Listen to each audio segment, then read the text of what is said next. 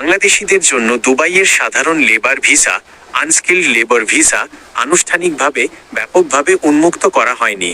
সামাজিক যোগাযোগ মাধ্যম ও ইউটিউবে সুখবর শিরোনামে ভিসা খোলার সংবাদ ছড়ালেও বাস্তব অবস্থা ভিন্ন।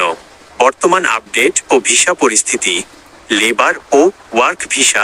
নতুন শ্রমিকদের জন্য বাল্ক লেবার ভিসা পুরোপুরি বন্ধ বা অত্যন্ত কঠোর নিয়ন্ত্রণের মধ্যে রয়েছে। সংযুক্ত আরব আমিরাতের MOHRE, ministry of human resources and emiratisation বা বাংলাদেশ সরকারের বিএমইটি থেকে সাধারণ লেবার ভিসা উন্মুক্ত করার কোনো নতুন সিদ্ধান্ত নেওয়া হয়নি।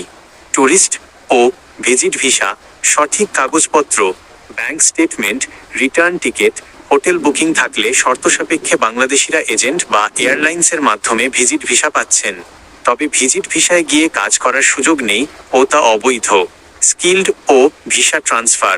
আমিরাতে আগে থেকেই বৈধভাবে অবস্থানরত কর্মী এবং কিছু নির্দিষ্ট পেশাদার স্কিল্ড ক্যাটেগরি ব্যক্তিদের ভিসা পরিবর্তন ও সীমিত নতুন অনুমোদন দেওয়া হচ্ছে। বিশেষ সতর্কতা, দুবাই লেবার ভিসা 100% গ্যারান্টি বা ফ্রি ভিসা নাম দিয়ে কোনো দালাল বা এজেন্সি টাকা দাবি করলে তা সম্পূর্ণ প্রতারণা হতে পারে। কোনো প্রস্তাব পাওয়ার পর তা bmetofbmet.gov.bd এর লিঙ্ক বা এমওএইচআরই স্মার্ট অ্যাপ দিয়ে নিয়োগপত্র ও কোটা নিশ্চিত হয়ে নিন।